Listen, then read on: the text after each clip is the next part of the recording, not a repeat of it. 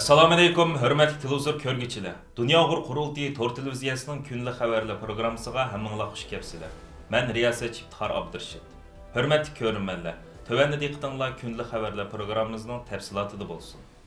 8 may kuni Jenevada boshlangan va 26 maygacha davom qiladigan Birlashgan Davlatlar Tashkiloti ayollarning kamsitilishining oldini olish komitetining 85-navbatlik yig'inining bugun, ya'ni 12 may kuni o'tkazilgan Xitoydagi ayollarning kishilik huquq vaziyatini ko'zdan kechirish yig'inida mazkur komitetning dokladchi xodimlari Xitoy vakillari o'migidan Sharq Turkiston ayollariga qaratilayotgan insoniyat qarshi jinoyatlar haqida hisob so'radi.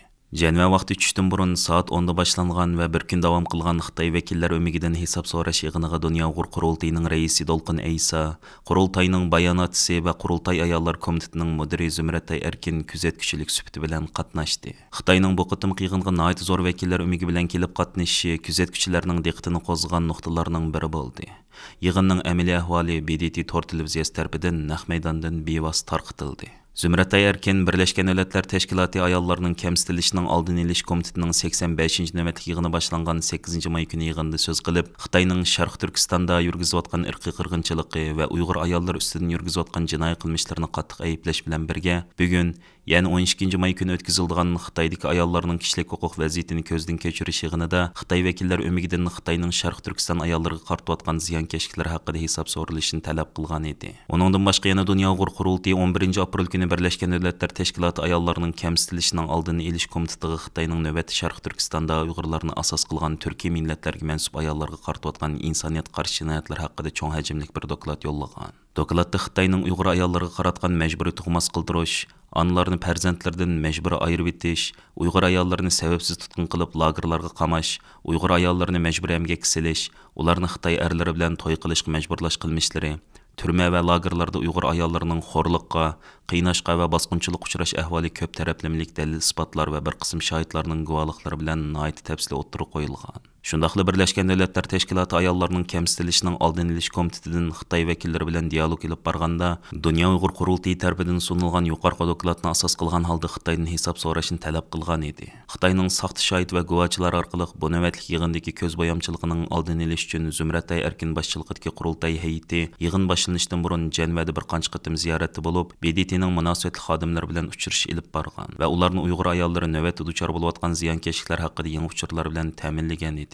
Xitoydan hisob so'rash yig'ini davomlashayotgan paytda mazkur yig'inga kuzatuvchilik sifati bilan qatnashayotgan Dunyo Uyg'ur qurultayining raisi Dolqin Aysa, qurultayning bayonotchisi va qurultay ayollar komitetining mudiri Zumratay Erkin Jenevadan stansimizning maxsus ziyoratini qabul qilib, bu haqda tovankilarni bayon qilishdi.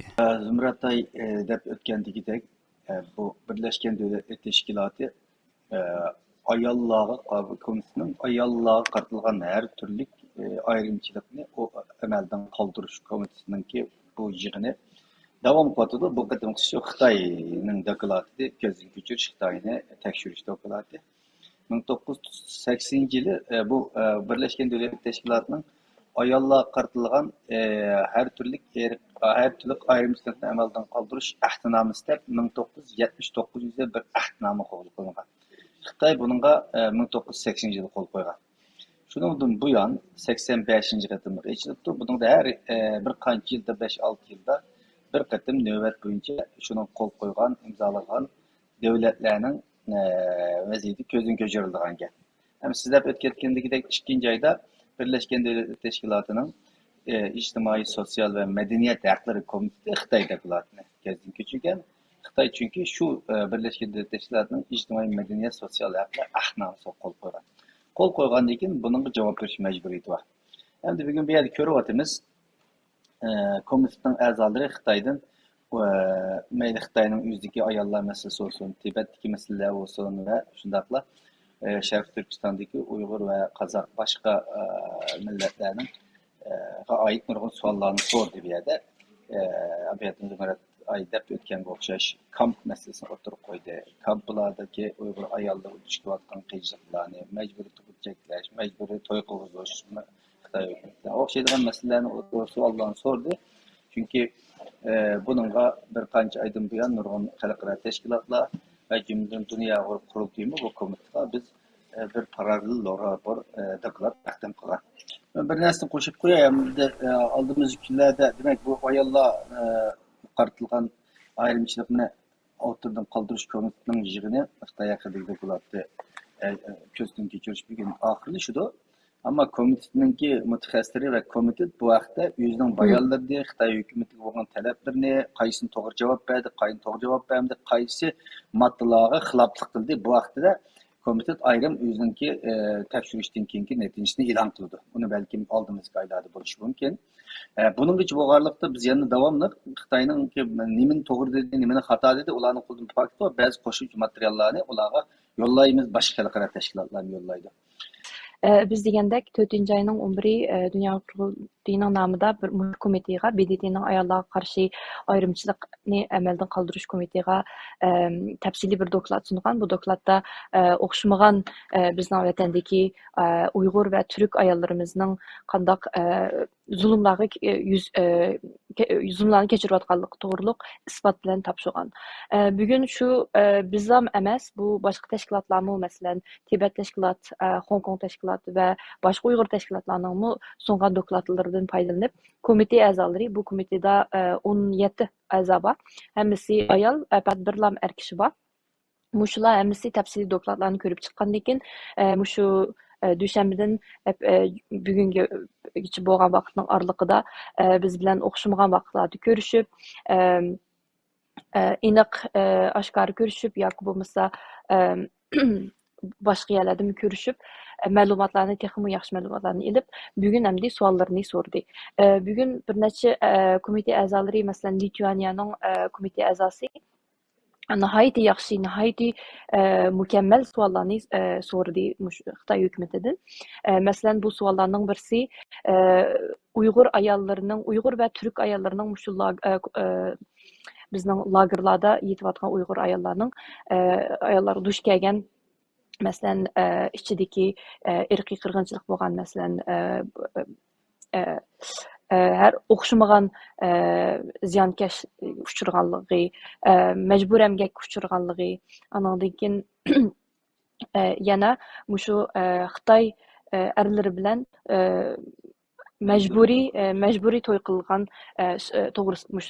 to'g'risida savollarni nihoyatda keskin shaklda o'tirib qo'ydi. Undan keyin yana boshqa komite a'zolarimi mush to'g'riliq Uyg'ur ayollari to'g'riliq savollarni yana qo'ydi. Buningga hamda Xitoy hukumati buning javobi ba'zi savollarga javob faqat bermedi. Dolqun Aysa Efendim ve Zümrət Erkin bilan o'tkazilgan suhbat programımızın tafsilotini stansimizning YouTube kanalidan tafsili ko'ralaysiz. 10 may günü Çexiya poytaxti Pragada chaqirilgan majburiy emgak etkazchiligi va Amerika, Yevropa o'rniga degan temadagi xalqaro ilmiy muhokama yig'iniga alayda taklif bilan qatnashgan Dunyo Uyg'ur qurultayining raisi Dolqun Aysa Efendimning o'ziga so'z navbati kelganda Uyg'ur majburiy emgakiga chetilgan shirkatlar tizimligiga kirgizilgan Germaniyaning Bosch nomli shirkatining mahsuloti hisoblangan mikrofonni ishlatishni rad qilishi yig'in ahlining kuchli diqqatini qo'zg'adi. Ba'zi yig'in qatnashuvchilarimi Dolqun Aysa Efendimni qo'llab so'z qilgan mikrofon ishlatmadi. Mazkur xalqaro yig'in Chexiya Kengash palatasining yig'in zalida parlament a'zolarining ichilish nutqlari bilan boshlangan.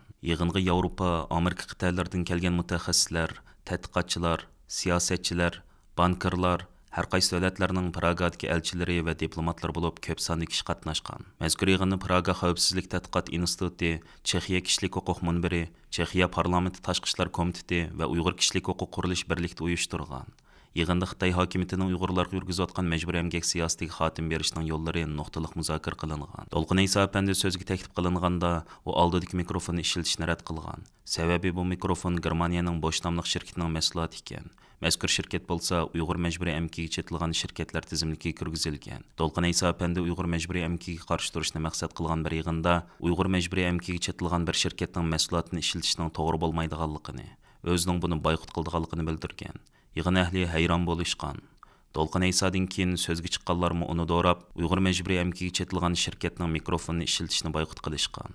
Dolqun Aysa Efendimning bildirishicha, Pragada o'tkazilgan bu yig'inda Uyg'ur majburiy emgakini cheklash uchun Amerikada yo'l qo'yilayotgan qonun belgilamalarining ijro qilinish ahvollari tonishtirilgan va Yevropa ittifoqining majburiy emgakka qarshi turish uchun tuzilgan ta'minlash zanjiri qonunining ijro qilinish ahvollari to'g'risida muzokaralar olib berilgan. Чехияның 3 нәфәр парламент әгъзасы ва Чехия Savdo sanoatchilar birlashmasining rahbarlari so'z qilganda o'zlarining Uyg'ur irqiy qirg'inchiligidan xabari borligini, Uyg'urlarga zulm siyosati yurgizayotgan Xitoy bilan go'yo hech ish bo'lmagandek munosabatni davomlashtirishning endi mumkin emasligini, Xitoy qarta siyosatlarini o'zgartirganligini va Uyg'ur irqiy qirg'inchiligiga xotim berish uchun tirishchilik ko'rsatganligini tilga olgan. Dolqin Isa apandi bilan birga bu qatim qiyg'inga qatnashgan Dunyo Uyg'ur qurultiyining Sharqiy Yevropaga mas'ul xodimi va Pragada turishliq alayda vakili Evita xonim bu vaqtda istansimiz qilgan so'zida mayli parlament a'zolari bo'lsin, diplomatlar bo'lsin yoki mutaxassislar bo'lsin, Uyg'ur majburiy amkiga chetishlik mahsulotlarining dunyo bozorlariga kirishini cheklash to'g'risida muhim taklif fikrlarni o'ttirib qo'yganligini tilga oldi. U yana mundaq dedi: Yig'inda Chexiya parlamenti a'zolari va parlament iqtisodiy komissionining rahbarlari so'z qilganda, Amerika va Yevropa parlamentining Xitoy qarta yurgizayotgan embargo siyosatini har qaysi davlatlarda amaliylashtirish, Uyg'ur majburiy amkiga chetishlik tovarlarining Yevropa bozorlariga kirishini cheklashni kuchaytirishga o'zlarining tegishli haslar qatadiganligini bildirishdi. Buni yig'inning utuqliq bo'lgan bir tarbiya deyish mumkin. Bu qitimki yig'indan keyin Dolqin Isa apandi Evita xonimning hamrohligida Chexiyaning bir qism yuqori darajali hukumat xodimlari va parlament a'zolari bilan uchrashib, Uyg'urlar masalasi haqida suhbatlar olib borgan va bu yil 10-oyda Chexiya parlamentida o'tkazilgan Uyg'ur irqiy qirg'inchiligi to'g'risida guvohlik berish yig'inini muzokara qilgan. Amerika Tashqi ishlar ministri Antony Blinken apandi 9 may kuni Erkinlik sarayida o'tkazilgan yillik erkinlik mukofotini tarqatish marosimida Uyg'urlar masalasini yana bir qatim tilga oldi. Antony Blinken apandi ayni vaqtda Erkinlik sarayi qurishdagi nishonlarni eslab o'tish bilan birga uning natsistlar Germaniyasi ijro qilgan qabohatlarga qarshi turishdan boshlangan xizmatlariga yuqori baho berdi. Shuning bilan birga buningdan 70 yil ilgari o'tirg'i chiqqan fashizm va uning ziyonkashligiga o'xshab ketadigan qabihliklarning hozir yangi boshdan ko'rilayotganligini, buning bir kuchli misoli Xitoy ekanligini tilga oldi. Antony Blinkenning bayon qilishicha, navbatdagi hokim mutlaq diktatorlar insoniyatning hayoti qolaylik va yaxshilik baxsh etuvchi fan-texnik vositalarni zulm mashinasiga qoral qilib olgan. U bu vaqtdagi ahvollarni tilga olganda, diktator hokimiyatlarning to'rni kontrol qilish orqali zulmni yoshirish, shuningdek tor orqali kishilarning haq-huquqlarini payqon qilish bilan shug'ullanayotganligini eskartdi. U buningki qabih vositalarning biri dal biologiyalik uchurlarni to'plash orqali zulmni kengaytirish ekanligini bayon qilib, Xitoyning buningki eng tipik misol ekanligini aytdi. U bu vaqt qilgan so'zida yuqori saviyadagi biologiyalik texnikalar Xitoyni gen asosidagi nazoratga muyassar qildi. Xitoy bo'lsa bu texnikani hozir Uyg'urlarga ko'plab tatbiq qilyapti. Hozir bu hol Tibet rayoniga kengaymoqda dedi. Blinken shu kunlik nutqida fan texnikani qanday yerda qo'llanishining uning xarakterini belgilaydiganligini eskartib, fan texnikani yaxshi-yomon deb ayirg'ili bo'lmaydi. Masala uni qanday yerda ishlatishdir degan. U yana fan texnikani muvofiq qo'llanish, uni xalqaro norma asosida qo'llanishni qanot yoydirishning muhimligini ta'kidlagan.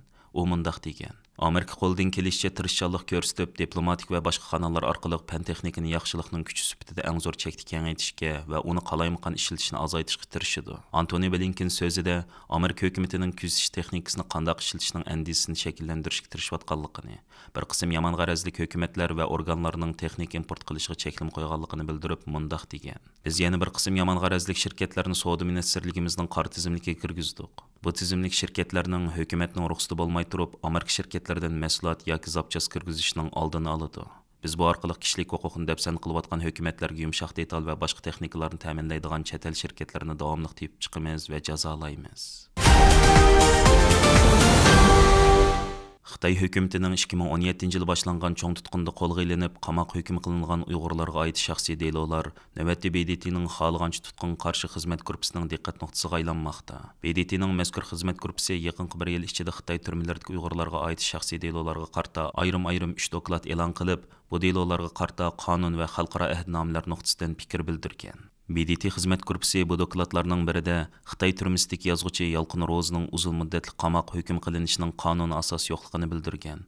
Dokladda Yalqin Ro'zning qo'lga ilinishi va tutib turilishi xohlagancha tutqun kirdiganligi, uning adil sotlanmaganligi, bu deloning fikr erkinligiga xiloflik qilishga kirdiganligi, bu deloda Xitoy hukumati xalqaro kishilik huquq universal ahdnomasining nurg'un moddalariga xiloflik qilganligini bildirgan. BDT xizmat gruppasining yozuvchi Yalqin Ro'z haqidagi dokladida Xitoyning Yalqin Ro'zni davlatni parchalash, davlatning birligiga buzg'unchilik qilish bilan ayblab, qo'lga olish va sotlashda BDT universal kishilik huquq ahdnomasining 9-moddasiga xiloflik qilganligi, Yalqin Ro'zning qo'lga ilinishi va tutib turilishi uning fikr erkinligi qo'llanganligi uchun kelib chiqqanligi, bu deloda Xitoyning yana universal kishilik huquq ahdnomasining 2-kategoriyasiga xiloflik qilganligi, Xitoy hukumatı Yalqın Rozining qonuniy yordamga erishishini rad qilib, Universal ahdinomaning 10 va 11 moddalariga, shundaqla Universal ahdinomaning 3-kategoriyasiga xiloflik qilganligini aytgan. Yozuvchi va adabiy obzorchi Yalqın Rozi Xinjiang Ma'rif nashriyatining mas'ul muharrir bo'lib, Xitoy hukumatı 2016-yili Yalqın Rozini qo'lga olish va sotlashda uni Uyg'ur o'rta boshlang'ich maktablarining adabiyot darsligiga bo'lginchilik mazmunidagi tekstlarni kirgizib,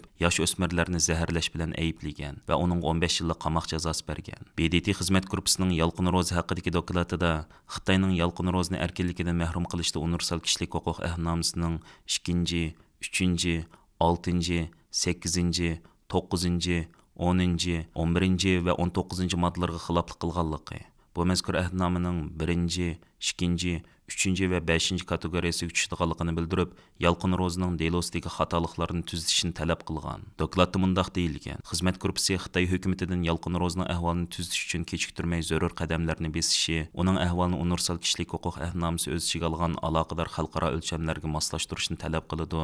Shundaqla yana xizmat gruppasi bu deloning barliq ahvolini nazarda tutib, eng muvofiq hal qilish chorasi Yalqın Rozini darhol qo'yib berish, xalqaro qonunga asosan uningga muvofiq to'lam va boshqa ziyonlarni to'latish huquqiga ega qilish deb qaraydi. Dokladda qayd qilinishicha, xizmat gruppasi Xitoy hukumatini Yalqın Rozini darhol va shartsiz qo'yib berilish uchun jiddiy tadbir olishga chaqirgan. Aziz ko'rmanlar, yuqorida diqqatingizga kunlik xabarlar programmamizning tafsilotini sundik. Kelar qatimliq sonimizgacha ko'rishgich omon bo'lgaysizlar. Stansimizning YouTube kanaliga a'zo bo'lishni unutma. Allohga omonat.